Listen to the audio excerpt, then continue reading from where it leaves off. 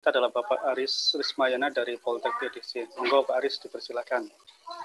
Baik, terima kasih Pak Ibud. Bismillahirrahmanirrahim. Assalamualaikum warahmatullahi wabarakatuh. Alhamdulillahilladzi arsala rasulahu bilhuda wa dinil haq yuzhirahu 'ala dini kulli wa kafa billahi syahida. Sebelumnya saya ucapkan terima kasih yang sebesar-besarnya kepada pihak Kopertip. Alhamdulillah sekarang udah seri yang keberapa kuliah berseri webinarnya. Dan kali ini saya memandu untuk webinar tentang penerapan matematika dalam computer vision yang insya Allah akan disampaikan oleh Ibu Novi Mardiana.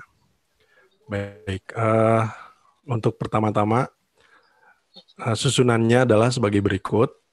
Yang pertama pembukaan, tadi sudah dilakukan. Yang kedua, mendengarkan lagu Indonesia Raya dan Mars Kopertip.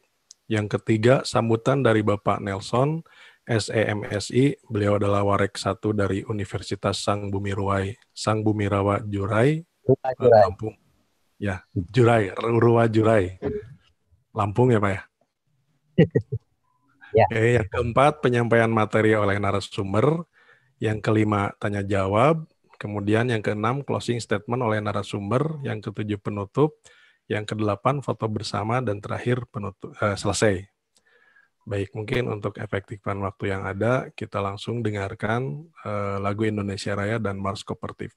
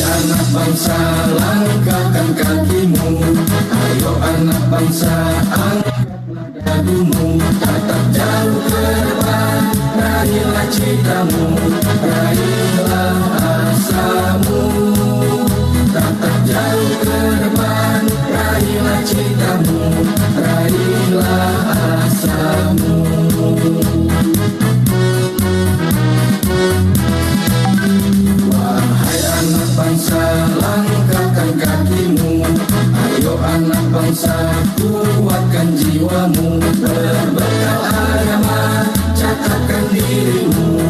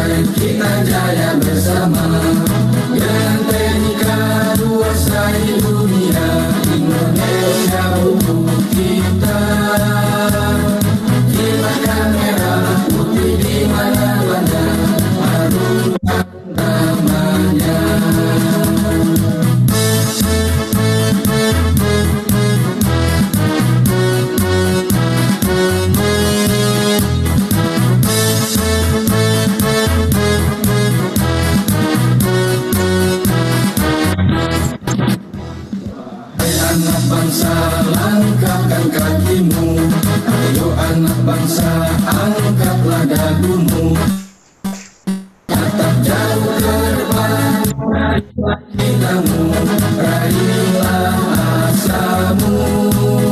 Tatap jauh ke depan, raihlah citamu, raihlah asamu.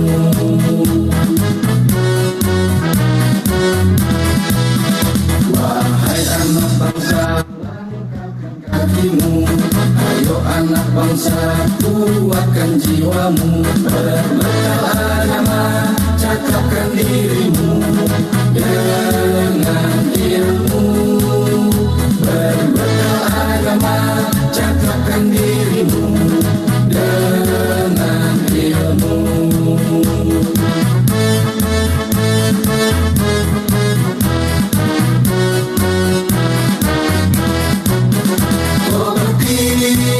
Indonesia, jalan untuk meraih cinta, bersama komunitas kita, berdaya untuk meraih asa.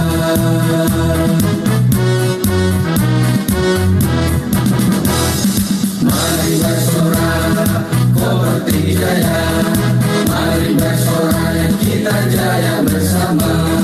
Dengan teknika kuasai dunia, Indonesia untuk kita. Kita kan merah putih di mana-mana, harumkan namanya. Kopernik Indonesia, jayalah selamanya. Kopernik Indonesia, jayalah selamanya.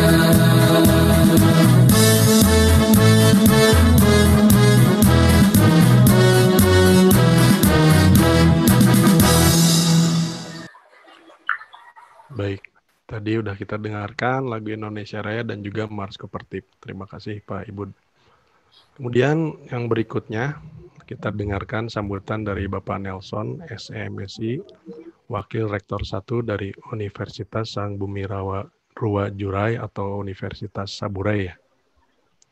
Baik, untuk waktu dan tempat Pak Nelson kami persilahkan.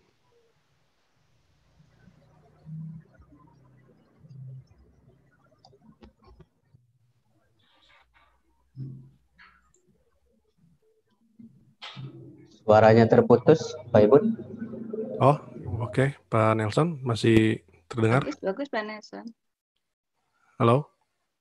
Bisa, Pak? Iya. Cek. Baik. Ya, bisa. Udah ada jelas suaranya udah. Ya. Baik. Mangga, Baik, Pak Nelson. Assalamualaikum warahmatullahi wabarakatuh. Waalaikumsalam warahmatullahi wabarakatuh.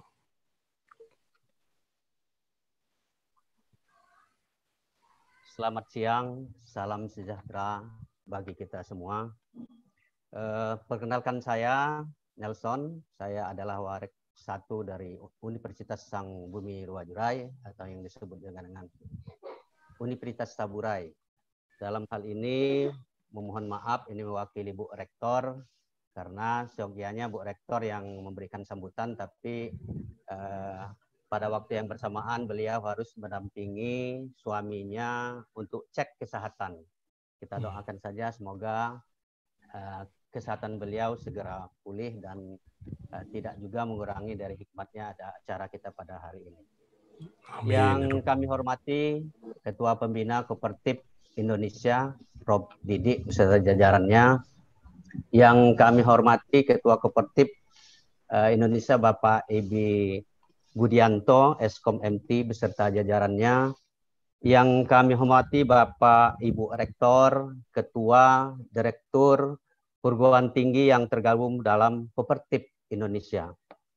Yang terhormat Bapak Ibu dosen peserta webinar, dan yang terkhusus kepada yang terhormat narasumber kita Ibu Novi Mardiana, MKOM, dan juga moderator yang pada webinar pada hari ini dengan tema penerapan matematika dalam computer vision.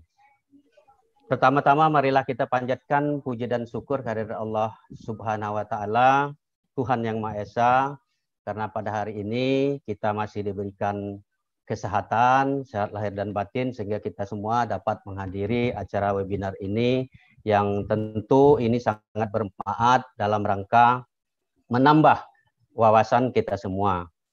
Ucapan terima kasih tentunya kepada Kopertip Indonesia yang telah memberikan kesempatan kepada kami, Universitas Sang Bima Wajurai, dan juga perguruan tinggi yang tergabung dalam Kopertip Indonesia untuk ikut serta dalam menyelenggarakan webinar pada hari ini.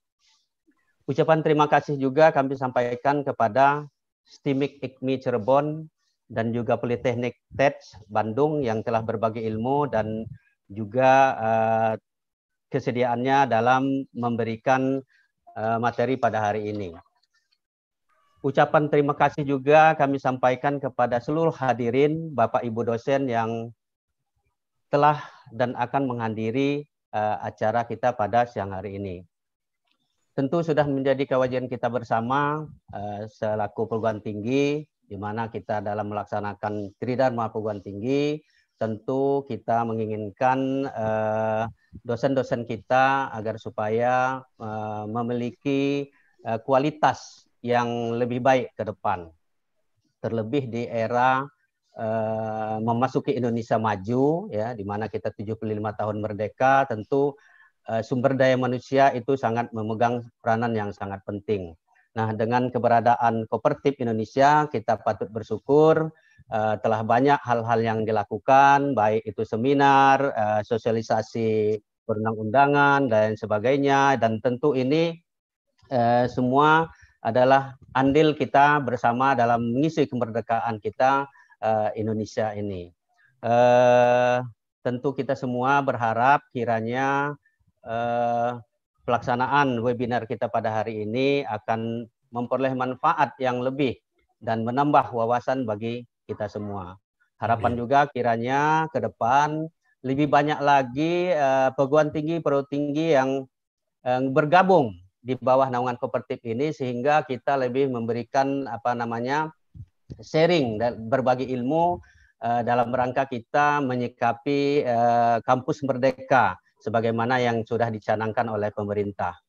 Dan tentu harapan kami juga kiranya kegiatan-kegiatan seperti ini akan terus berkelanjutan di masa-masa yang akan datang, sehingga kualitas sumber daya manusia kita, terutama dosen, itu betul-betul bisa kita andalkan. Mungkin tidak banyak ini, hanya ucapan terima kasih kepada Kopertip Indonesia telah menyalakan kegiatan ini, dan juga kepada segenap panitia atas segala kekurangan yang ada. Kiranya kita sama-sama harus memaklumi dan memaafkan, apalagi di tengah pandemi corona seperti ini, ya, kita tentu lebih efektif dalam melakukan kegiatan-kegiatan seperti ini ya dalam bentuk daring seperti itu. Sekali lagi kami ucapkan terima kasih dan selamat kepada Kopertip Indonesia atas penyelenggaraan kegiatan-kegiatan yang akhir-akhir ini luar biasa, ya, di bawah komando Pak Ibut ini, luar biasa kegiatan-kegiatan yang tentu ini akan bermanfaat bagi kita semua. Sekiranya demikian saja secara singkat sekilas sambutan dari kami. Mohon maaf atas segala kekurangannya. Kami akhiri wabillahi taufiq wal hidayah. Wassalamualaikum warahmatullahi wabarakatuh. Waalaikumsalam warahmatullahi wabarakatuh. Baik, terima kasih banyak Pak Nelson atas sambutannya. Sampaikan salam juga dari kami untuk Ibu Rektor. Baik, mungkin langsung aja ke acara berikutnya, yaitu penyampaian materi yang akan disampaikan oleh Ibu Novi Mardiana. Tapi mungkin sebelum disampaikan materi, saya akan membacakan dulu CV dari Ibu Novi Mardiana. Beliau lahir di Cirebon 11 Agustus 1985, menempuh pendidikan dasar dan menengah di Cirebon. Saat ini beliau bekerja sebagai dosen matematika di STIMIK IKMI Cirebon. Bu Novi ini bidang penelitiannya terkait dengan teori graf, statistika terapan, dan pembelajaran dengan LMS. penelitian yang sedang dilakukan terkait statistika non-parametrik pada data cuaca. Publikasi ilmiah yang sudah publish diantaranya The Metric Dimensions of COM Product Graphs, dimensi partisi graf operasi COM graf, lingkaran dan graf lintasan, kemudian model SEM PLS terbaik untuk evaluasi pembelajaran matematika diskrit dengan LMS dan pemanfaatan LMS dalam pembelajaran matematika diskrit. Kemudian selama di STEMIK IKMI Cirebon, beliau mengampu mata kuliah kalkulus, aljabar linear, statistika, probabilitas, matematika diskrit, metode numerik, dan matematika ekonomi. Adapun riwayat pendidikannya, beliau S1-nya di Universitas Padjadjaran, ternyata satu alma mater dengan saya, cuman beda prodi aja, satu fakultas tapi fakultas MIPA. Kemudian S2-nya di Institut Teknologi Bandung dengan program studi matematika. Baik, untuk kontak info dan lain-lainnya mungkin nanti yang bersangkutan akan memberikan jika ada pertanyaan yang berkelanjutan. Baik, itu aja mungkin sekilas tentang CV dari pemateri kali ini. Mangga untuk berikutnya dipersilakan pada narasumber dengan materi penerapan matematika dalam computer vision. Waktu dan tempat kami persilahkan. Ya. Baik, terima kasih pada Pak Aris sudah memoderatori penyampaian materi saya kali ini. Sebelumnya saya ucapkan dulu Bismillahirrahmanirrahim. Allahumma sholli ala Muhammad wa ala ali Muhammad. Salam sejahtera untuk kita semua. Semoga dalam keadaan sehat walafiat ibu dan bapak semua yang hadir pada kesempatan kali ini. Saya ucapkan terima kasih kepada Kooperatif Indonesia dan Kooperatif Indonesia, pengurus dan jajarannya atas kesempatan yang diberikan kepada saya. Alhamdulillah hari ini saya akan coba paparkan tentang penerapan matematika dalam computer vision. Saya share slide-nya dulu.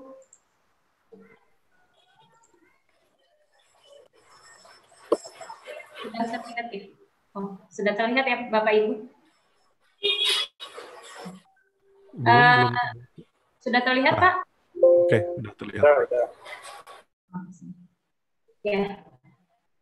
Sebelum masuk ke materi, saya ingin cerita dulu sedikit kenapa tema ini saya ambil gitu.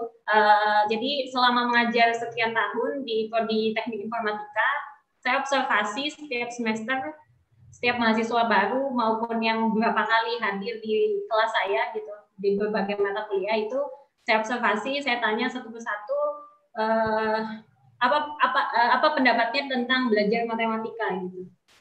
Nah, yang membuat agak prihatin gitu, ternyata sebagian mahasiswa itu melihat tidak berharap ada perkuliahan matematika, jadi mereka tidak menyangka bahwa saya kuliah di teknik informatika ternyata harus belajar matematika, dan itu di kurikulum kalau di IKMI sendiri itu kurang lebih ada 5 semester seperti itu. Jadi mereka agak kaget gitu, kok ada gitu, kenapa sih demikian? Setelah dicari tahu, ternyata perspektif mereka terhadap matematika ini tidak begitu baik gitu. Jadi melihatnya tuh matematika itu sulit, horor,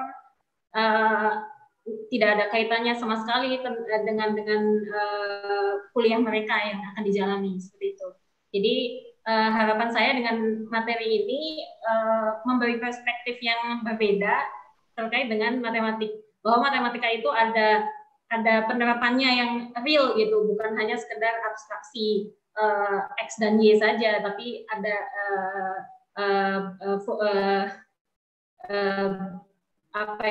bukti realnya lah, bahwa ada loh matematika di informatika khususnya di bidang informatika. Baik, kita langsung ke materinya saja. Sebentar. Oke. Materi hari ini saya bagi menjadi empat bahasan tentang matematika, tentang computer vision, Kita akan bahas juga tentang matrik dan piksel, dan contoh penerapan matematikanya saya ambil teori tentang nilai eigen. Nilai eigennya pada computer vision-nya pada subnya adalah tentang face recognition, seperti itu.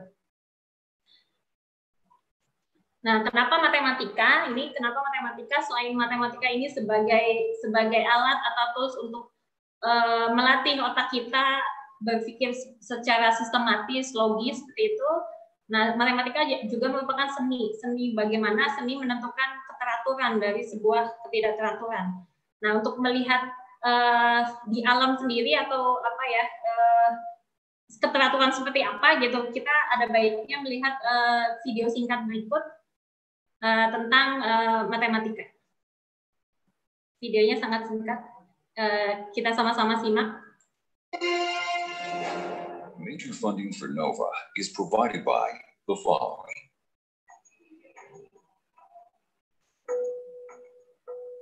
Human beings have always looked at nature and searched for patterns. Eons ago, we gazed at the stars and discovered patterns we call constellations, even coming to believe they might control our destiny. We watched the days turn to night and back to day, and seasons as they come and go, and called that pattern time. We see symmetrical patterns in the human body and the tiger's stripes, and build those patterns into what we create, from art to our cities.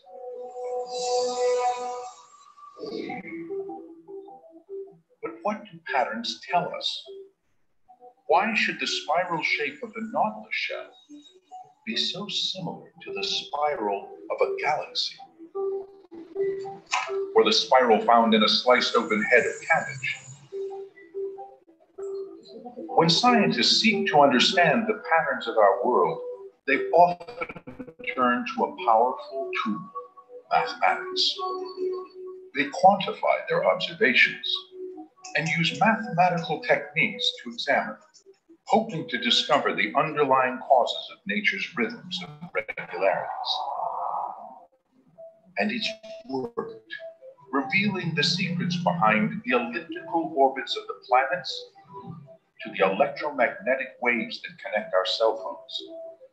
Mathematics has even guided the way, leading us right down to the subatomic building blocks of matter.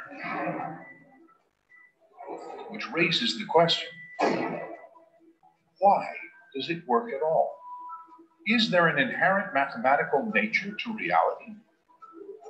Or is mathematics all in our heads? Nah, baik, dari pemaparan tadi, dari video yang kita lihat bersama tadi, semoga jelas suaranya ya, videonya jelas, mudah-mudahan jelas. Ini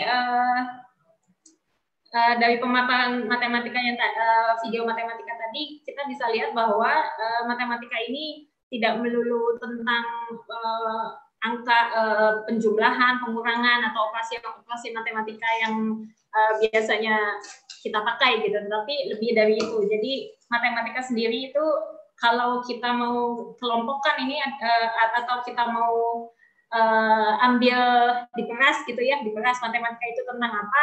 Matematika ini tentang finding pattern, mencari pola, merepresentasikan pola, membuat asumsi. Apa itu finding pattern? Finding pattern ini maksudnya adalah mencari keteraturan, mencari regularity, mencari keterhubungan antara yang masalah yang satu dengan yang lain, atau objek yang satu dengan objek yang lain. Nah, tentang setelah kita mencari pattern, nanti akan kita representasikan menjadi sebuah bahasa matematis gitu, atau formula matematika terkait masalah tertentu. Nah, setelah kita buat representasinya dalam sebuah formulasi matematika, kita akan membuat asumsi. Asumsinya seperti apa? Jadi asumsi ini, kalau contoh ya, saya contohkan saja. Misalkan kita punya kasus tentang cuaca, hujan gitulah, tentang hujan. kita melihat polanya hujan ini gitu, dipengaruhi oleh apa saja, variabel apa saja. Setelah kita tahu, maka kita bisa membuat formulasi. Dari formulasi itu kita bisa membuat asumsi bagaimana jika misalkan hujan ini yang dipengaruhi oleh suhu, temperatur atau suhu, kelembaban udara, kecepatan angin atau tekanan udara ini, bagaimana si hujan akan terjadi atau pengaruh variabel-variabel yang lain itu terhadap hujan. Bagaimana jika suhunya naik, bagaimana jika tekanan udaranya turun dan seterusnya gitu.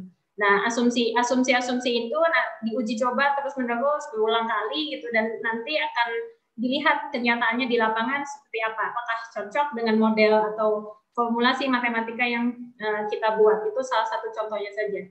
Jadi matematika di sini sebenarnya adalah 3 hal ini. Nah, apa kaitannya dengan computer vision? Jadi computer vision ini sebenarnya kan kalau yang saya pahami gitu, computer vision ini pada level tertentu adalah tentang mengenali pola, pattern recognition gitu, mengenali pola apa saja yang ada yang mampu, bukan pola apa saja yang mampu ya, maksudnya pola, mengenali pola gitu, pola-pola dari citra-citra digital yang di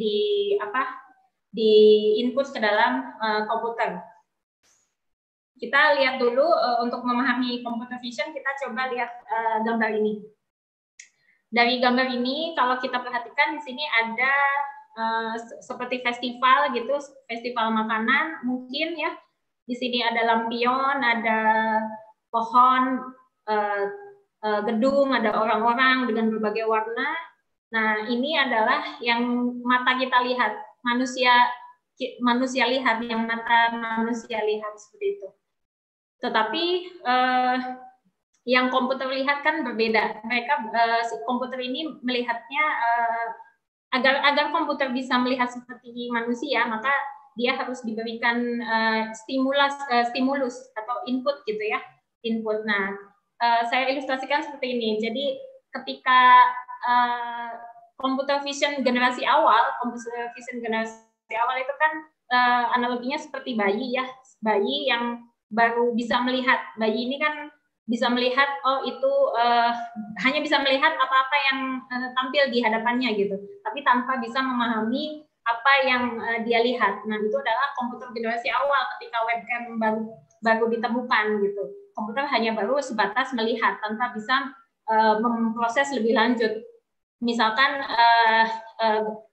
yang sudah saat ini dicapai oleh computer vision adalah ketika komputer melihat, selanjutnya adalah memproses, jadi bisa menghitung jumlah objeknya, membedakan objeknya, dan melakukan proses-proses yang lain gitu. Jadi itu saya ingin membawa kita pada pengertian tentang computer vision sendiri. Jadi computer vision ini meniru proses yang terjadi pada manusia. Jadi menerima informasi secara visual, memprosesnya, kemudian menginterpretasikannya. Hasil interpretasinya tadi, kalau prosesnya adalah menghitung, maka outputnya adalah hasil hitungannya. Oh, di dalam gambar ini terdapat sekian objek, sekian mobil, sekian orang, dan bisa diklasifikasikan, bisa dibedakan mana yang mobil, mana yang orang, mana yang bangunan, seperti itu.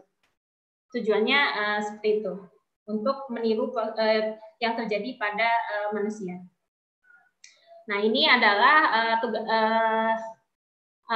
cara computer vision atau cara komputer mengenali objek. Kalau objeknya objek tunggal, di sini objek tunggal, komputer bisa mengklasifikasikan bahwa ini adalah kucing gitu. Jadi ini klasifikasi. Nah, setelah diklasifikasi bisa juga selanjutnya adalah bisa dilokalisasi. Nah, kalau objeknya bergerak seperti video, ini lokalisasinya tentu saja akan bergerak tergantung kecepatan yang kita setting gitu. Mau seberapa cepat, kalau kucingnya bergerak cepat, ini harus ikut serta juga lokalisasinya, tidak delay seperti itu. Nah, ini untuk single object. Kalau untuk multiple object, maka yang bisa lakukan selain klasifikasi dan lokalisasi adalah dideteksi. Ini berbeda antara kucing, anjing, dan bebek gitu. Komputer bisa melakukan ini. Nah, begitupun dengan segmentasi, instant segmentation, atau setelah dideteksi ini disegmentasikan si objeknya seperti itu. Kalau objeknya adalah objek yang multiple. Oke, ini contoh penerapan CV. Ada objek klasifikasi dan dideteksi ini yang bergerak, jadi bisa dibedakan mana yang kendaraan, mana yang bangunan, mana yang orang gitu. Dan ini bergerak yang saya maksud tadi. Jadi lokalisasinya kalau gambar berupa video gitu ya, ini harus secepat ini gitu agar akurat. Ini kalau bagian ini kan hanya objek detection saja ya, seperti itu.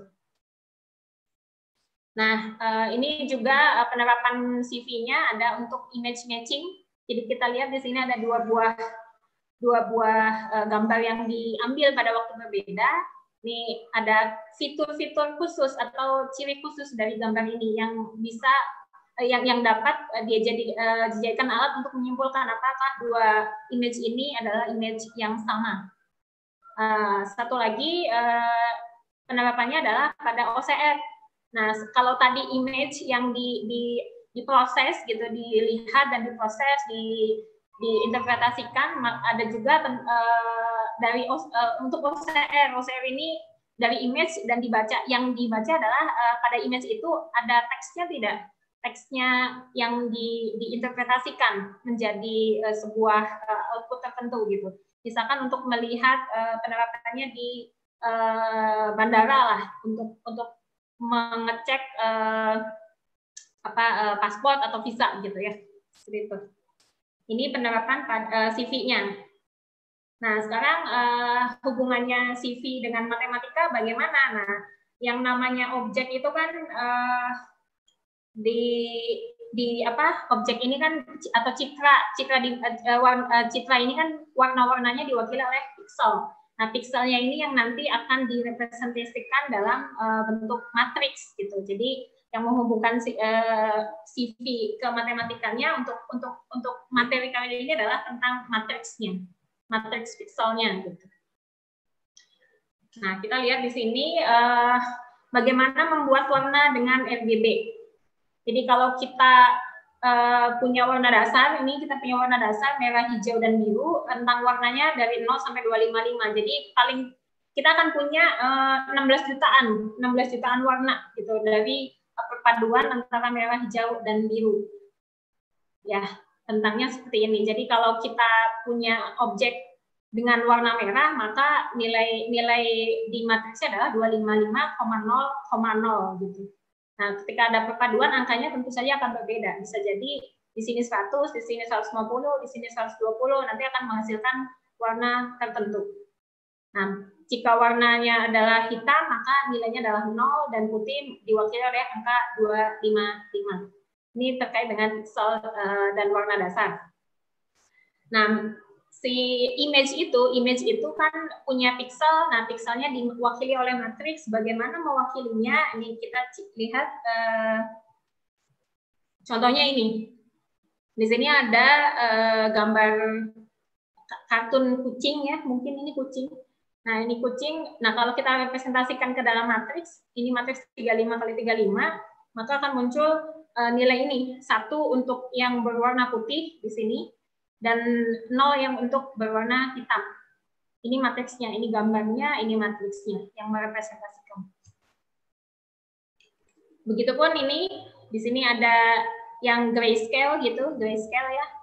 Jadi ada kita ambil 4 dari sini. Nah, ini yang mewakilinya. Setiap kotak ini diwakili oleh angka sekian dan sekian untuk nilai yang hitam dan putih gitu atau grayscale. Bagaimana untuk yang gradasi seperti ini? Ini gradasi nih. Nah, ini gradasi. Jadi nilainya 0 sampai 255, warnanya akan tampil seperti ini di komputer, dan matriksnya akan seperti ini. Gambar yang ini akan diwakili oleh matriks yang seperti ini. Nah, kalau kita Kalau tadi kan dua warna RGB ya, ini adalah 3 warna dengan warna kuning, hitam, dan putih. Nah, kuning ini diwakili oleh negatif 1 pada kasus ini. Ini algoritmanya berbeda lagi dengan yang tadi. Nah, ini contoh untuk gambar yang dibuat matriksnya berbeda. Jadi ini untuk gambar berwarna akan punya matriks RGB demikian. Jadi nilai dalam satu kotak matriksnya ini, satu elemen matriksnya adalah terdiri atas tiga elemen di sini, ya, berbeda dengan gambar yang di bawah. Nah, yang grayscale ini akan berbeda nilainya. Ini bagaimana menyajikan dari sebuah gambar menjadi sebuah matriks gitu, ya, seperti itu. Penerapannya seperti itu. Nah, ini bagaimana gambar dilihat oleh komputer. Jadi ketika ada gambar kucing, maka kita representasikan nih, representasi matriksnya ini adalah apa yang komputer lihat, ya, sehingga komputer bisa memproses dan akhirnya bisa mengklasifikasikan bahwa ini adalah gambar kucing gitu. 82% ini adalah gambar kucing gitu, dari matriks yang ada seperti itu. Nah, selanjutnya kita ke nilai eigen. Nah, apa hubungannya tadi? Matriks ini punya ciri khusus atau fitur khusus dari matriks, namanya nilai eigen. Jadi ada matriks, dia punya nilai eigen. Tentu saja ini matriksnya n kali n ya. Jadi saya akan coba jelaskan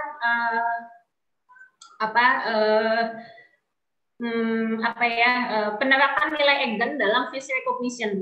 Nanti kita akan bahas algoritmanya sedikit. Oke, sebelum lebih jauh, ada baiknya saya terangkan dulu apa itu nilai eigen.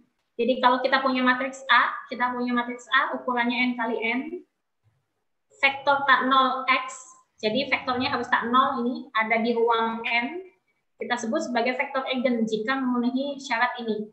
Jadi matriks A dikalikan X, dikalikan sebuah vektor X, ini sama dengan kelipatan dari vektor X itu sendiri. Nah, kelipatannya ini adalah si lambda yang kita sebut sebagai nilai eigen. Nah, vektor eigen dan nilai eigen ini nanti dipakai pada face recognition, diterapkan pada kasus face recognition. Kita sebut dia metodenya adalah metode eigenface. Contoh untuk nilai eigennya, penerapannya contoh-contoh ya, contoh matriksnya begini. Jadi kalau kita punya vektor X, vektor 1, 2, vektor kolom 1, 2, ini vektor eigen dari matriks 2 kali 2 yang ini. Ya, terkait dengan nilai eigen lambda sama dengan 3. Kenapa? Karena bisa direpresentasikan begini. Jadi matriks A 3, 0, 8, min 1 dikali matriks 1, 2 ini akan menghasilkan matriks 3, 6. Nah, matriks 3, 6 ini sebenarnya kan kelipatan 3 kalinya dari matriks X. Jadi di sini X-nya sebagai vektor eigen dan 3-nya adalah sebagai nilai eigen. Seperti itu. Ini yang membedakan vektor eigen dan nilai eigen. Yang term ini nanti kan kita pakai pada face recognition. Nah, nilai eigen dalam face recognition ini jadi saya bahas face recognition-nya dulu ya. Ini adalah metode untuk mengidentifikasi dan memverifikasi citra atau image wajah. Ada beberapa algoritma sebenarnya, tidak hanya terkait dengan nilai eigen, ada juga algoritma yang lain, ada Wavelet transform atau hidden Markov model. Eigenface dan PCA ini terkait dengan nilai eigen vektor eigen. Ya, ini adalah teori matematikanya adalah tentang eigen juga. Nih, PCA bedanya adalah kalau PCA menggunakan singular value decomposition. Jadi selain eigenface, PCA ini nanti punya tahapan berikutnya yaitu menggunakan SPD, singular value decomposition gitu. Eigenface itu apa? Eigenface ini salah satu metode paling sederhana dalam face recognition. Jadi face recognition tadi punya beberapa metode. Dalam materi kali ini saya akan jelaskan tentang eigenface saja. Nah, tujuan eigenface ini merepresentasikan image sebagai kombinasi linear dari himpunan basis wajah. Nah, bagaimana sih jelasnya seperti apa gitu ya? Kalau bicara kombinasi linear kan sangat abstrak gitu. Nah, eigenvalue ini adalah vektor eigen dari sebuah matriks data training. Jadi nanti kita akan punya sebuah vektor eigen yang banyak gitu dari sebuah matriks data training. Bagaimana algoritmanya? Kita buat asumsi dulu. Kita asumsikan dulu beberapa hal terkait dengan algoritma eigenvalue. Jadi misalkan ada M image wajah. Kita sediakan ada M image wajah, nanti kita asumsinya adalah akan ada sebuah K eigenvalue yang signifikan yang dapat digunakan untuk mengaproksimasi sebuah wajah. Nah, nilai K ini harus nilai K pasti kurang dari M. Kenapa kurang dari M? Kira-kira barangkali ada yang bisa menjawab kenapa kurang dari M. Selanjutnya, semua citra wajah disimpan nanti dalam matriks N kali N. Dan direpresentasikan dalam bentuk vektor n kuadrat kali 1. Ini asumsi yang kita buat gitu ya dalam algoritma eigenvalue. Algoritmanya sendiri seperti apa? Ini algoritmanya. Jadi pertama kita sediakan dulu data training sebanyak M image wajah. Jadi kita punya sebanyak M foto gitu misalkan gitu ya, kita beri nama, kita labeli image itu dengan I, karena I namanya image, kita beri nama I yang pertama, I yang kedua sampai I yang ke M. Jadi kita punya M image, kita representasikan image I ke I ini dengan matriks N kali N. Matriks N kali N dalam bentuk I-nya kan ini bentuknya N kali N ya, nanti kita bentuk menjadi vektor gamma I yang ukurannya adalah N kuadrat kali 1. Jadi kalau saya punya matriks I gitu, I yang pertama misalkan, atau II ini, maka kita punya elemennya seperti ini, A11, A12, A1N gitu, dan seterusnya. Jadi ukurannya N kali N. Nah, kita buat representasinya dalam bentuk gamma. Jadi satu baris pertama ini kita buat menjadi kolom. Setelah baris pertama selesai menjadi kolom di sini, ini dilanjutkan dengan baris berikutnya. Jadi di sini selesai A11 sampai A1N, terus nanti di sini sampai A2N. Jadi setelah A1N ini kita masuk ke A21, A22 sampai A2N, seterusnya sampai AN1 sampai ANN. Jadi nanti ini kita punya ukuran untuk matriks gamma I ini adalah matriks berukuran N kuadrat kali 1. Dari matriks gamma I ini nanti kita akan menentukan rata-rata wajah. Jadi saya ilustrasikan seperti ini. Misalkan ini wajah pertama, ini wajah kedua, image 2, image 3 sampai image ke M. Ini kita jumlahkan matriksnya. Matriks I-nya kita jumlahkan, kita bagi dengan banyaknya M, sehingga kita punya wajah rata-rata. Kita punya wajah rata-rata yang namanya C. Ini wajah rata-rata. Dari wajah rata-rata ini nanti kita akan punya namanya P yang ini, PI. PI ini diperoleh dengan cara mengurangkan vektor wajah gamma I dengan rata-rata wajah. Rata-rata wajahnya. Jadi kita punya PI. PI-nya ini kan ada sebanyak M. PI yang banyak ini nanti kita buat menjadi sebuah matriks A. Dari PI ini kita buat matriks A. Dari matriks A yang isinya adalah P1, P2 sampai Pm, kita buat matriks transposnya yaitu A transpose. Nah, hasil kali antara A dengan A transpose adalah matriks covariance. Jadi kita sekarang punya matriks covariance. Ukurannya adalah N kuadrat kali N kuadrat. Ukurannya sangat besar, tentu saja sangat besar. Nah, dari matriks covariance ini, langkah berikutnya adalah kita menentukan nilai eigen dan vektor eigennya dari matriks C. Menentukan vektor, nilai eigen dan vektor eigen dari matriks C. Jadi kita ambil mu I. Ini mu I, kalau kita punya nilai eigen, maka akan selanjutnya adalah menentukan vektor eigen dari matriks C kita sebut sebagai mu I. Kalau sudah punya vektor eigen, kita akan ambil hanya K vektor eigen terbaik. K vektor eigen terbaik saja yang diambil. Jadi kita sekarang punya eigenvalue. Eigenvalue itu adalah vektor eigen terbaik sebanyak K. Kita namakan sebagai mu J. J-nya mulai dari 1 sampai K. Tadi kan I itu sampai M. I sampai M. Kalau ini sampai K. K-nya kurang dari M. Ketika mu J ini sudah kita peroleh, selanjutnya adalah menentukan bobot dari eigenvalue. Ini kan eigenvalue ya, vektor eigen. Eigenvalue-nya diberi bobot, yaitu omega J. Mencari omega J-nya dengan cara menentukan dulu transpose dari mu J ini. Kita transposkan dan dikalikan dengan PI yang tadi sudah diperoleh pada langkah sebelumnya, PI. Nah, selanjutnya dari omega J ini nanti akan kita peroleh omeganya kan akan ada sebanyak K ya. Ada omega 1, omega 2 sampai omega K sesuai dengan indeks yang ini. Kita normalisasi. Kita punya ini nilai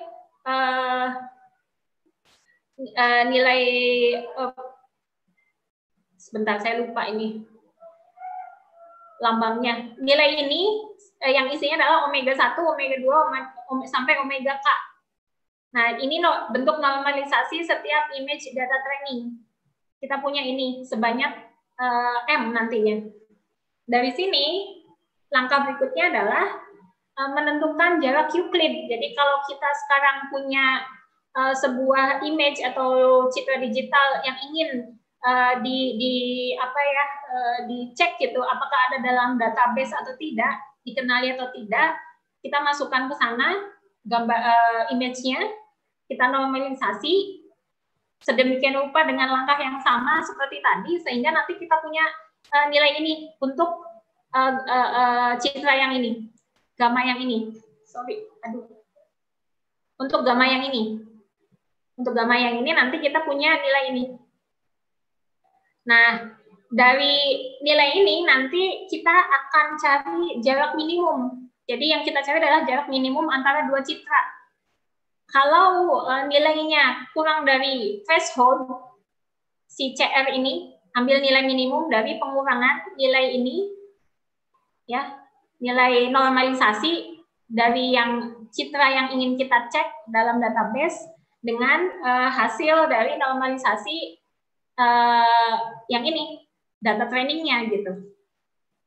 Nah, kalau nilainya adalah minimum, maka si image ini dapat dikenali, artinya dia ada di data training. Nah, ketika nilainya lebih dari 0, maka tidak dikenali atau tidak berada dalam database. Seperti itu. Ini algoritmanya. Saya buat lebih singkat. Sebenarnya kalau mau lebih detail gitu ya, ketika ingin lebih detail di sini pada tahapan kelima, kalau diperhatikan ini matriks C ini kan A kali A transpose. A kali A transpose ini ukurannya N kuadrat kali N kuadrat. Nah, ketika kita mencari nilai eigen dari sebuah matriks C yang ukurannya sebesar ini, maka akan sangat memakan waktu gitu. Maka harus ada manipulasi aljabar sedemikian rupa sehingga nanti yang digunakan untuk mencari si nilai eigen itu bukan matriks C yang ukurannya A kali A transpose, tetapi matriks matriks L, saya sebut matriks L yang hasil manipulasi dari C, sehingga ukurannya akan M kali M. Jadi nanti kalau kita punya M buah, misalkan 1000 buah image, maka nilai eigennya tidak perlu N kuadrat kali N kuadrat, tapi cukup 1000 saja, tidak harus sebesar N kuadrat kali N kuadrat gitu nantinya. Cukup dengan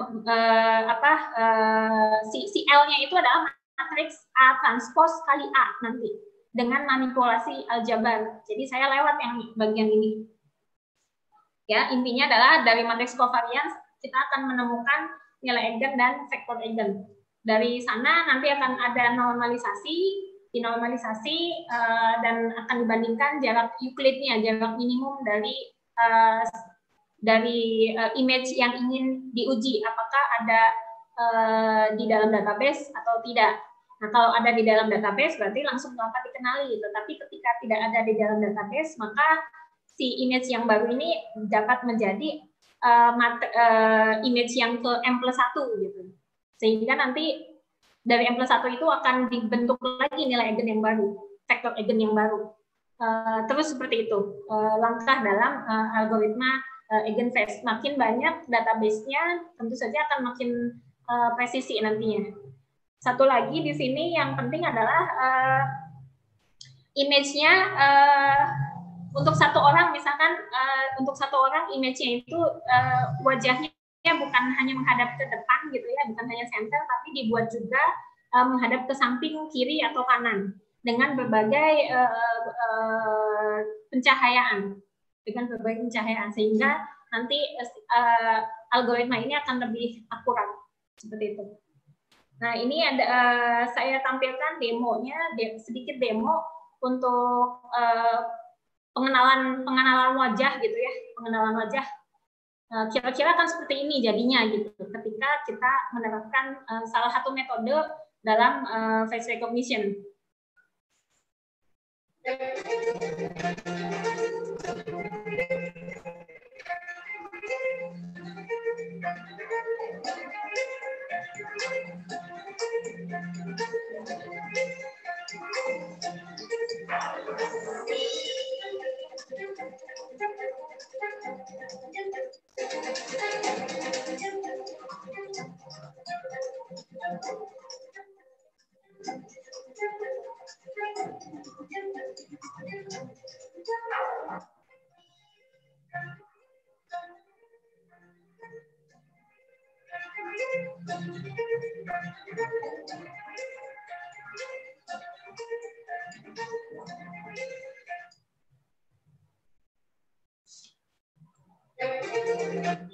Nah, baik, itu pemaparan dari saya tadi sebagai penutupnya. Jadi tadi adalah demo untuk kira-kira kan jadi seperti itu gitu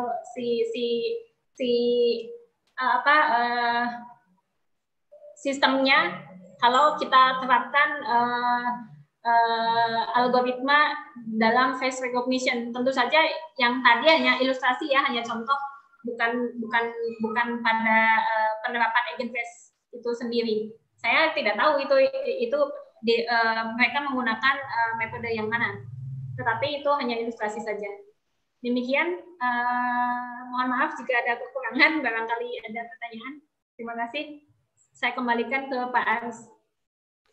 Baik, terima kasih sekali Bu Novi. Luar biasa pemaparannya. Aduh, sampai hokai saya, Bu. Mungkin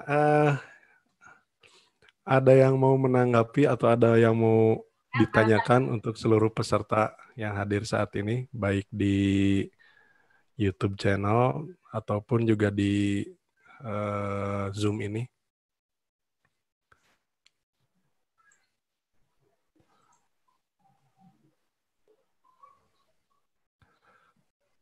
Coba saya cek dulu.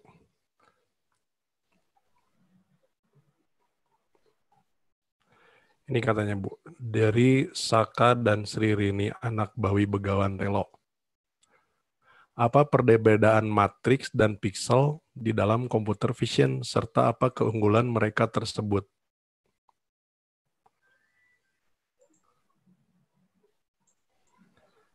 Gimana Pak Aris? Bentar, saya ulangi. Di YouTube ya, di YouTube Live itu ada yang menanyakan, apa perbedaan matriks dan pixel di dalam computer vision? Serta apa keunggulan mereka tersebut? Mangga Bu Novi. Bentar, saya mikir dulu maksud pertanyaannya. Matriks, perbedaan matriks dan pixel.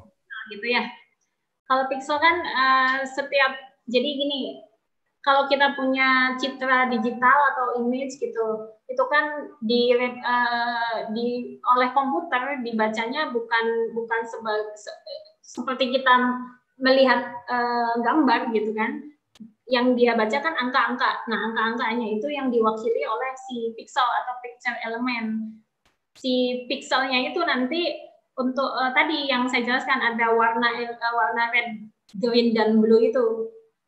Nilainya itu nilai RGB itu atau nilai pada kasus gambar yang hitam putih gitu ya, nilainya ditentukan oleh intensitas dari warnanya gitu. Jadi perpaduan warnanya nanti menentukan nilai yang muncul dalam pixel. Pixelnya ini nanti direpresentasikan dalam sebuah matriks gitu, seperti itu. Nah, matriksnya sendiri nanti bukan matriks n kali n tadi, yang nanti direpresentasikannya dalam bentuk vektor kolom n kuadrat kali 1 yang tadi gitu. Ini hubungan antara matriks dan pixel. Jadi kalau ada gambar, kita punya gambarnya ada representasinya dalam bentuk pixel, pixelnya kita representasikan dalam bentuk matriks. Nanti dari matriks kita bisa bentuk matriks tersebut menjadi vektor kolom seperti itu. Nah, keunggulannya apa? Keunggulannya apa ya? Kalau ditanya keunggulan, saya coba gini aja. Mungkin terkait dengan kenapa sih matriks ini sangat di apa ya, aplikasinya di computer vision ini luar biasa ya. Banyak metode yang berdasarkan si eigenvalue tadi. Eigenvalue itu kan sebenarnya kalau dalam bahasa aslinya eigen itu kan ciri khas gitu, karakter dari sesuatu, si eigen itu. Jadi setiap gambar, setiap wajah kita atau objek itu ada ciri khususnya gitu. Ciri khususnya. Jadi gini, kalau awal-awalnya teori tentang face recognition itu dia pakai fitur-fitur wajah yang khusus di kita. Misalkan mata saja, hidungnya seperti apa, bibirnya seperti apa, pipinya seperti apa gitu, yang menonjol di wajah. Tapi perkembangan selanjutnya di tahun 90-an itu ada metode, ada Michael Schachter ya. Nah, itu dia menemukan bahwa dari sebuah image ini kita nggak harus melihat wajahnya bagaimana, maksudnya hidungnya seperti apa, bibirnya seperti apa. Kita cukup melihat ciri khususnya gitu, ciri khasnya saja, yaitu si eigen gitu. Menggunakan teori eigen di aljabar gitu. Dianalogikannya seperti itu. Jadi tidak harus melihat fitur secara satu persatu dari image, hanya cukup melihat fitur khususnya saja si eigen itu. Seperti itu. Sama seperti inilah. Kalau kita masak gitu ya, masak soto atau empal gentong gitu, khasnya Cirebon, yang khas dari empal gentong itu apanya gitu. Itu ciri khasnya. Gitu. Tidak ada di masakan lain. Di rendang misalkan kita akan bisa membedakan ini rendang beneran atau bukan karena ada bau khususnya. Nah, itu si eigennya kalau dalam image, dalam matriks image, matriks pixel seperti itu Pak Aris. Mungkin itu penjelasannya. Terima kasih. Ya, mungkin mudah-mudahan bisa dipahami ya. Ya, mudah-mudahan bisa dipahami. Mohon maaf ini kalau penyampaiannya sangat apa ya, cepat atau kurang jelas. Ini saya terus terang perdana gitu. Nih, nggak apa-apa Bu, sambil belajar. Sambil belajar. Sama. Tapi mungkin ada yang nanya tadi, ada tanggapannya juga. Memang susah dipahami seperti pemikiran perempuan katanya. Apa tuh? Yang susah dipahami apa tuh, saya bingung. Mungkin selama pemaparan tadi kan luar biasa ya, dari penerapan matematika gitu dalam computer vision. Itu hanya dari satu algoritma saja ya Bu ya, eigen aja ya. Dari eigen aja ketika dijabarkan sampai ada yang menyimpulkan tadi susah dipahami seperti pemikiran perempuan. Allah alam itu teori dari mana ya? Iya. Cuman mungkin kalau ada yang lain yang mau ditanyakan silakan bisa komen di Facebooknya atau di Zoom juga bisa langsung ditanyakan saja. Mungkin sambil nunggu, mungkin ada sedikit diskusi aja mungkin, Bu. Emang kalau saya lihat computer vision itu perkembangannya sangat signifikan sekali ya. Karena itu kan dari AI-nya, artificial intelligence-nya, machine learning-nya, kemudian apalagi tambahannya ada deep learning lagi kan sekarang. Kalau dulu kan untuk mengenali wajah saja itu kan ada fitur ekstraksinya, dikenali dulu ini ada wajah atau tidak ada. Kalau sekarang dengan face langsung recognition gitu, langsung mengenali wajah siapa. Sebelumnya kan cuman ini wajah atau bukan gitu kan. Nah, tapi itu emang berbanding lurus juga dengan kebutuhan hardware komputernya ya, Bu ya. Karena kalau tadi saya lihat, apalagi ketika tadi menentukan apa yang C-nya tadi perhitungan matematikanya sampai di skip gitu, itu berarti kan emang si komputer, si hardware itu bekerja keras sekali kan untuk menghitung itu.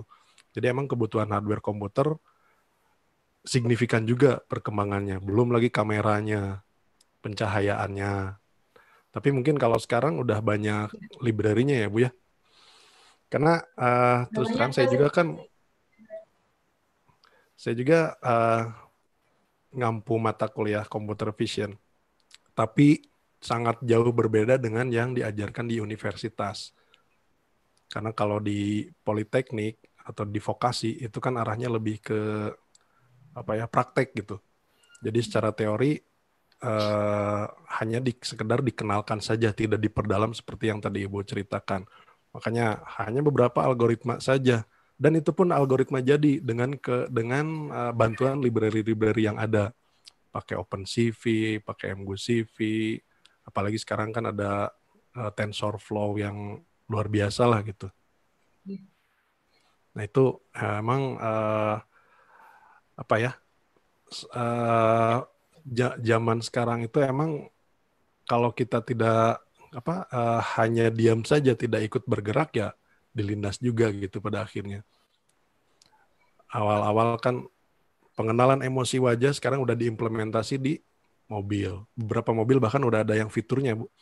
Yang saya lihat itu ada mobil Eropa yang sudah pakai kamera di depan supir, itu udah pakai kamera, dia bisa mendeteksi emosi dari si pengemudi. Ketika pengemudi tersebut terlihat ada emosi ngantuk, atau bahkan terlihat emosinya udah zigzag gitu, dia langsung ngasih warning. Itu berarti udah langsung implementasi ya, luar biasa. Nah, kalau dari saya mungkin Bu sedikit aja. Tadi untuk klasifikasi dari binatang, itu tadi saya lihat itu cuman di moncongnya aja, Bu, yang dianggap klasifikasi, atau dari keseluruhan gitu, bahwa ini kucing, ini anjing, dan lain-lain gitu. Oh, yang gambar kucing tadi ya? Sendiri gitu. Sehingga tadi kan ada kesimpulannya berapa persen kucing, berapa persen apalagi gitu, hanya dari gambar cuplikan fitur sedikit aja gitu. Oh enggak, itu itu ilustrasi saja bahwa kalau ada sebuah gambar direpresentasikan ke dalam matriks seperti itu, nah itu kan nilai angka 82% atau sekian itu kan hasil dari CV-nya diberi data training gitu, sehingga tahu bahwa ini tuh kucing gitu. Kucingnya sendiri bukan hanya gambar itu yang ada di database kan. Sekian posisi kucing, sekian bentuk kucing gitu. Sehingga bisa disebutkan bahwa itu tuh kucing 82% gitu. Bukan hanya hasil dari satu saja. Ini hanya ilustrasi. Ya. Kalau ada gambar, kita masukkan ada gambar, kita representasikan ke dalam matriks pixel tadi. Dari sana diproses sedemikian rupa, bisa disimpulkan, diklasifikasikan bahwa itu adalah seekor kucing. Gitu. Ada ininya berarti ya, AI-nya ya. Neural network-nya ya, Bu ya, ada NN-nya ya. Ya, ada. Neural network ada juga. Ya. Nah, kalau di Indonesia sendiri TV ini yang saya tahu gitu, Telkom tuh udah mengembangkan, Pak. Telkom. Ininya apa ya namanya? startupnya, Bitbox namanya. Nah, itu udah mengembangkan si object detection gitu. Object detection sudah dikembangkan di Indonesia oleh Telkom. Nah, untuk perusahaan lain saya nggak tahu. Tapi untuk Indonesia kita punya Telkom yang sedang mengembangkan itu. Jadi tidak hanya object detection, tapi juga bisa menghitung gitu. Misalkan di jalan tol, diterapkan di jalan tol gitu. Misal.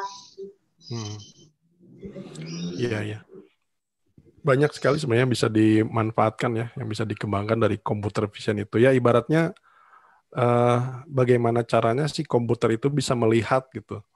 Ya emang pada akhirnya artificial intelligence benar-benar gitu. Gimana caranya komputer bisa melihat dengan algoritma-algoritma yang sudah ada. Apalagi kalau sekarang nih di masa pandemi banyak sekali tantangannya. Kalau dulu kan absensi wajah udah umum. Sekarang absensi wajah yang tertutup masker itu udah advance lagi kan. Lebih advance lagi. Nah, kan tertutup gitu sama masker. Tapi mau nggak mau harus tetap terdeteksi. Ditambah lagi ada lagi dengan pengukur suhunya juga gitu. Dengan kamera yang ada ya, selain hardware dan softwarenya juga emang ikut berkembang. Gitu. Oke, mungkin dari yang lain ada yang mau ikut didiskusikan gitu. Barangkali ada pertanyaan lain? Mohon tanya Ibu Novi. Halo. Ya, silakan Pak. Ya, mangga Pak. Mangga Pak Hendrata ya. Iya. Begini Bu Novi, saya ini dari teknik geomatika. Nah, ini menarik sekali nih. Ini setelah nanti dihitung matriks dari citra satelit, itu nanti hasilnya berupa apa ya? Setelah dihitung matriks sekian lama, apa gambar yang baru, citra yang baru yang lebih jelas, lebih jernih begitu, atau seperti apa ya? Hasil akhirnya itu loh nanti. Supaya ada gunanya kita menghitung. Hasil akhir maksudnya hasil akhir dari algoritma Eigenvalue tadi ya Pak ya? Iya, jadi kita kan harus ada tujuannya kalau kita mau meneliti atau mau mengembangkan gitu dari yang mungkin gambarnya jelek menjadi yang gambar yang bagus atau bagaimana itu, Bu?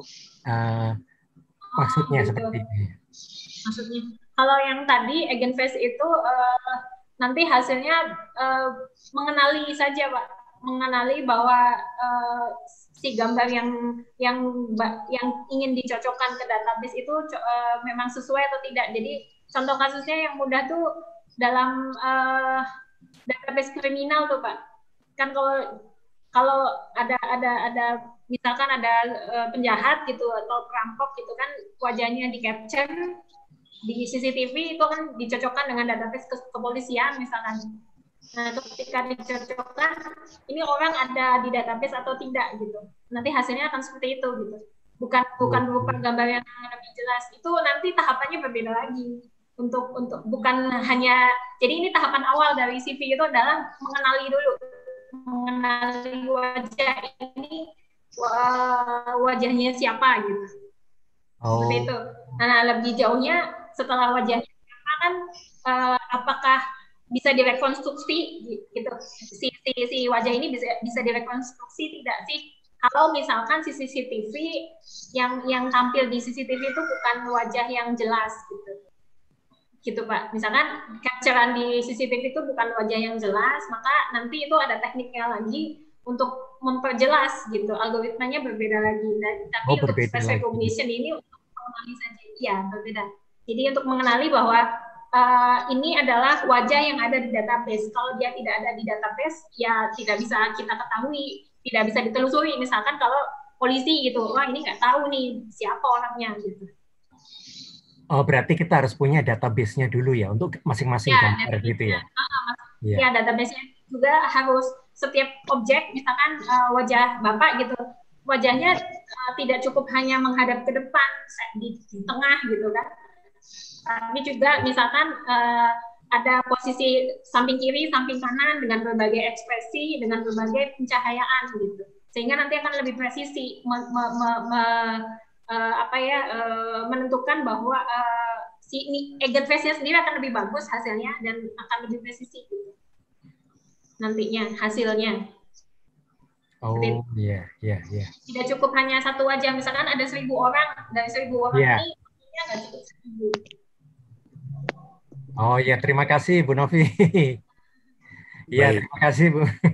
Ya, berbeda tekniknya Pak. Iya. Oh. Ya, gitu. Terima kasih Pak Hendrata. Mungkin saya bisa menambahkan sedikit aja, saya share screen dulu ya.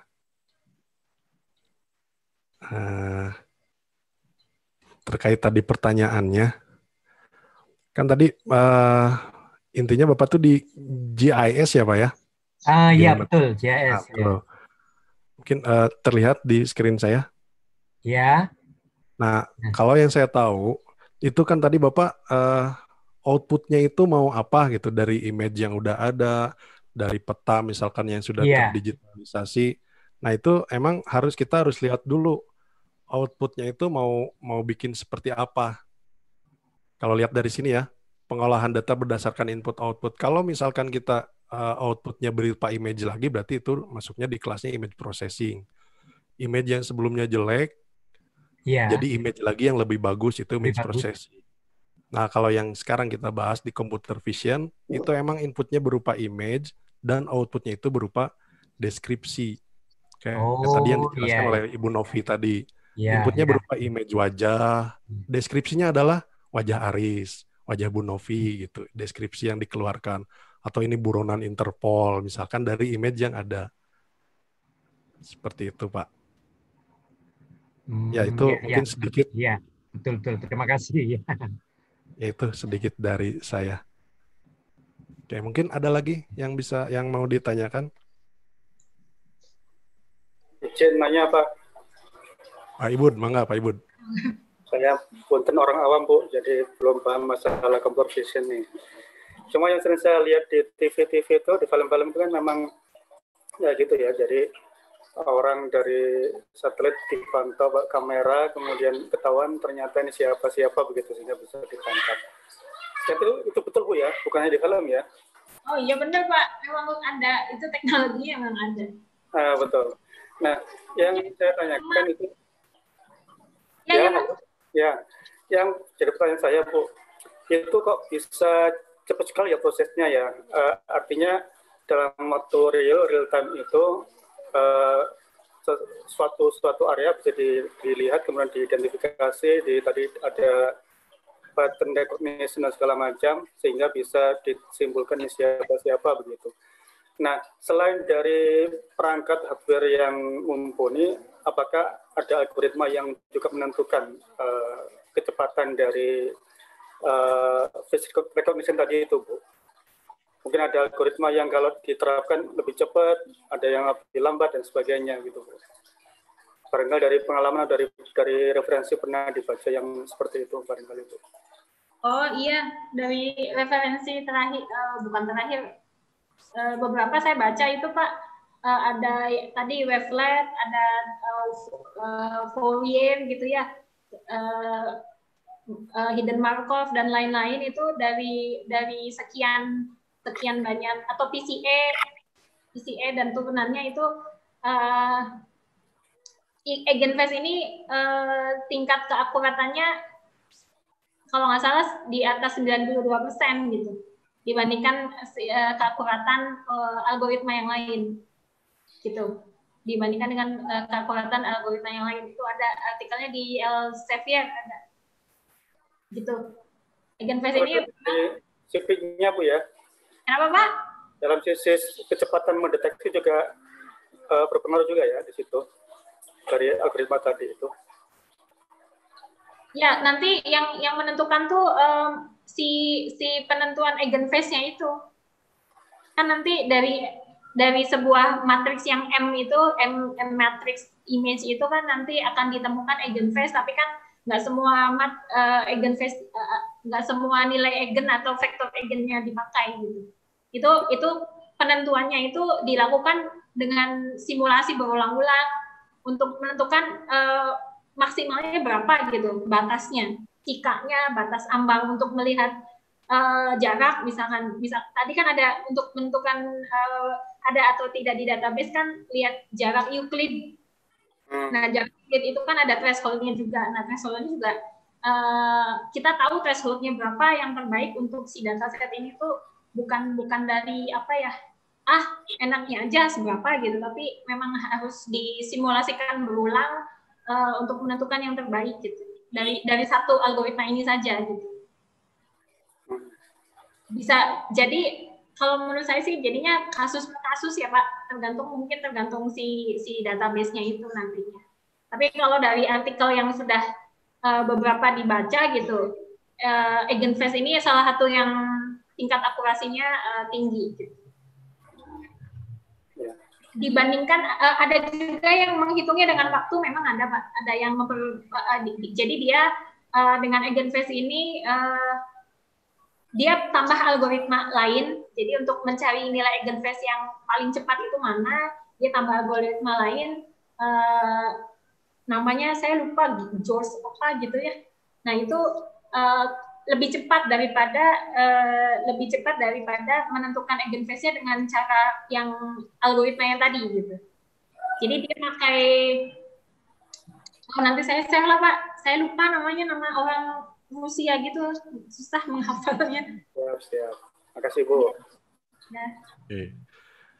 Ya, oke, terima kasih Pak Ibu. Mungkin ini juga ya, jadi bakalan panjang juga diskusinya. Menarik sebenarnya. Mungkin tadi juga, kalau yang Eigenfest ini berarti ini ibaratnya udah terdeteksi sebagai wajah ya Bu ya? Jadi yang fitur awalnya kan kalau mendeteksi wajah itu yang pertama-tama dicek itu face detection dulu. Mendeteksi wajah dulu kan. Nah, berarti Eigenfest belum muncul di situnya ya. Ketika wajah sudah terdeteksi, baru Eigenfest ini, algoritma Eigenfest diimplementasi seperti itu ya, Bu ya? Iya. Oh, oke, baru sip. Ketika wajahnya sudah ada semua, baru dicari Eigenfest-nya gitu. Ya. Eigenfest kan, ya. Ya, karena kan ketika si komputer melihat itu, yang terlihat itu, kalau komputer kan lihatnya ya tadi kan pixel matrix seperti itu aja kan. Dia bukan ngelihat wajah siapa, apakah itu ada, yang pertama dilihat itu harusnya ada wajah atau tidak gitu. Baru ketika ada wajah, Eigenfest ini yang muncul. Jadi emang implementasi saat ini sebenarnya optimalisasi dari beberapa bagian tadi. Bisa jadi optimalisasinya di bagian pre-processing yang tadi. Gitu. Oke, mungkin ada lagi yang lain? Saya cek dulu yang di Google, di YouTube, apakah ada yang bertanya lagi? Sepertinya tidak ada.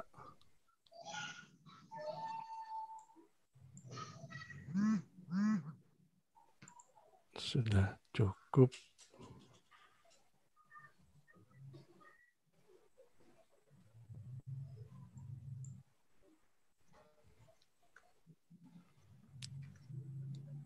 Oke, dari yang tadi dari YouTube Live itu tidak ada lagi yang bertanya. Dari Zoom sendiri mungkin ada. Saya cek dari chat juga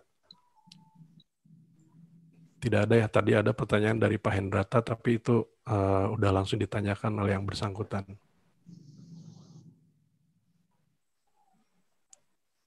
Oke. Jika tidak ada lagi, mungkin bisa disimpulkan, mungkin ada closing statement Bu, atau kita tutup aja kalau tidak ada lagi pertanyaan. Ya. Mungkin nanti ketika closing statement juga mungkin Bu Novi bisa memberikan emailnya, mungkin kalau misalkan ada yang tertarik untuk lebih lanjut mendalami sisi computer vision ini. Ya. Mungkin ya gitu Bu, silakan Bu. Saya tutup saja. Alhamdulillah, terima kasih atas kehadirannya. Ini closing statement-nya adalah mudah-mudahan materi tadi tidak menambah perspektif yang tidak baik gitu ke matematika. Jadi malah efeknya nggak baik. Mudah-mudahan ini efeknya baik. Jadi banyak yang melihat bahwa matematika itu ada wujudnya gitu, nggak abstrak hanya X tambah Y dan tambah Z gitu, bukan seperti itu, tapi ada wujud nyata di kehidupan kita sehari-hari seperti itu. Mudah-mudahan bermanfaat. Terima kasih kepada Kooperatif Indonesia, pada Pak Ibud, Ibu Tuti, dan Pak Nelson yang sudah memfasilitasi, alhamdulillah. Mohon maaf jika terlalu cepat atau banyak kekurangan, tentu saja ini buat saya ini pengalaman pertama, Pak. Mudah-mudahan ke depan lebih baik lagi. Terima kasih Pak Aris yang sudah memoderator. Assalamualaikum warahmatullahi wabarakatuh. Waalaikumsalam warahmatullahi wabarakatuh. Terima kasih banyak Bu Novi Mardiana atas waktunya, kemudian mencurahkan semua materi yang beliau miliki, dan alhamdulillah saya terbuka sekali karena selama ini saya pakai Eigenface, PCA, dan lain-lain itu hanya dengan bantuan MGoCV, OpenCV, selesai. Ternyata di balik itu luar biasa ya pemaparannya. Itu sangat membuka sekali. Untuk saya pribadi sangat bermanfaat sekali, Bu. Terima kasih sekali lagi dari saya. Juga terima kasih buat Pak Ibu, terutama dari jajaran Kopertip, buat Bu Tuti, buat Pak Nelson, kemudian Pak Abe juga kemungkinan sedang memantau juga. Mungkin webinar kali ini kita cukupkan sekian. Terima kasih. Nah, terakhir kalau misalkan ada yang ingin berdiskusi lebih lanjut dengan pemateri, bisa dihubungi di emailnya nov.mardiana@gmail.com. Sekali lagi, mungkin kalau ada yang ingin berdiskusi lebih lanjut via email, bisa ke email pemateri Bu Novi, yaitu nov.mardiana@gmail.com. Baik, mungkin itu yang bisa saya sampaikan sebagai moderator. Mohon maaf yang sebesar-besarnya apabila ada kesalahan pengucapan nama ataupun kesalahan yang sok tahu dan lain-lain. Itu murni dari kesalahan pribadi. Berikutnya kita tutup webinar kali ini dengan alhamdulillahirobbilalamin. Berikutnya saya kembalikan kepada Pak Ibud. Silakan Pak Ibud. Enggak, Bu Tuti. Mas saya Pak Ibud, oke. Betul-betul. Ya. Makasih. Terima kasih kepada Ibu Novi yang begitu bagus gambarannya, materinya. Kemudian juga Pak Aris, moderator, sangat mantap. Pak Nelson, terima kasih atas waktunya untuk memberikan sambutan pada webinar hari ini. Begitu juga dengan Pak Ibu, kemudian dosen-dosen Kooperatif Indonesia, serta para mahasiswa-mahasiswi sebagai anggota Kooperatif Indonesia ataupun di luar Kooperatif Indonesia. Untuk ini kami dari Kooperatif Indonesia mengucapkan terima kasih atas waktunya untuk kehadiran pada webinar pada hari Jumat ini. Untuk itu foto-fotonya udah ya tadi Pak Ibu. Foto bersama saya sudah saya simpan. Kemudian sebelum ditutup mungkin nanti Pak Ibu memberikan ini ya, Mas Kooperatif dulu ya Pak Ibu.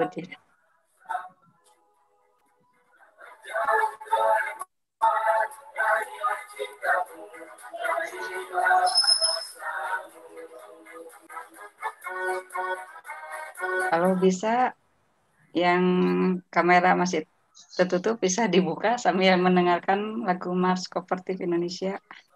Oh, kita foto bareng ya Bu ya, belum difoto. Ya, banyak yang close-nya tadi. Sambil mendengarkan lagu Kooperatif. Mohon.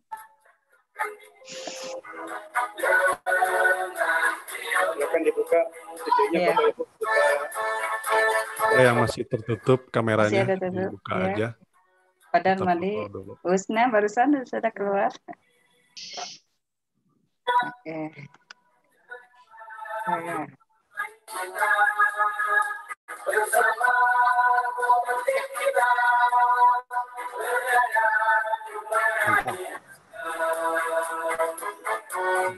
Ya, saya oke akan bentar.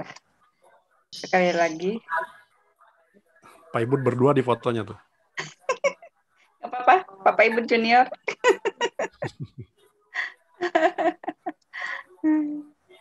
Nah.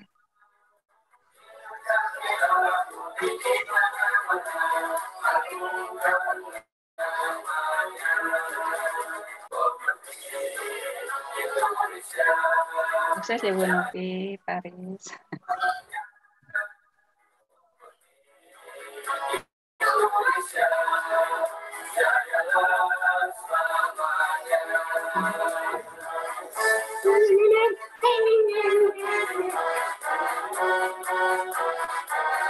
Bu Indriani, terima kasih waktunya. Oke, Bapak Ibu.